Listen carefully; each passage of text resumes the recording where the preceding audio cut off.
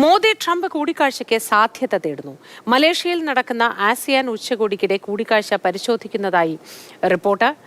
S ജയശങ്കറുമായുള്ള കൂടിക്കാഴ്ചയ്ക്ക് ശേഷം നിർണായക പ്രാധാന്യമുള്ള ബന്ധമാണ് ഇന്ത്യക്ക് ഉള്ളതെന്ന് സ്റ്റേറ്റ് സെക്രട്ടറി മാർക്കോ റൂബിയോ അഭിപ്രായപ്പെട്ടിരുന്നു. പി ബസന്ത് വിവരങ്ങളുമായി ചേരുന്നു. അത്തരത്തിലൊരു കൂടിക്കാഴ്ചയ്ക്ക് ശേഷം വീണ്ടും ബന്ധം കൂടുതൽ ഊർജിതമായി മുന്നോട്ട് കൊണ്ടുപോകാൻ അല്ലെങ്കിൽ കൂടുതൽ സജീവമാക്കാനുള്ള സാധ്യതയുണ്ടോ ബസന്ത്?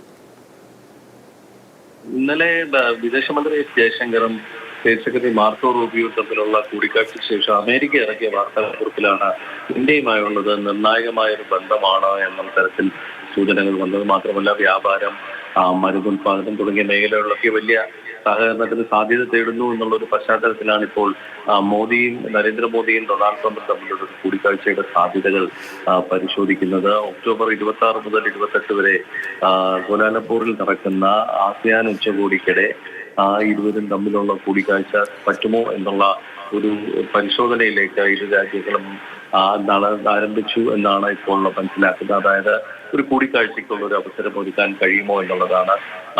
ഇന്ത്യയെ സംബന്ധിച്ചിടത്തോളം ഇത്തവണ UN പൊതുസഭാ യോഗത്തിൽ പ്രധാനമന്ത്രി പങ്കെടുക്കുന്നില്ല. അവിടെ ഇന്നലെ ഡൊണാൾഡ് ട്രംപ് സംസാരിച്ചിരുന്നു. പക്ഷെ അവിടെ ഇന്ത്യക്ക് വേണ്ടി വിദേശമന്ത്രിയാണ് പങ്കെടുക്കുന്നത്.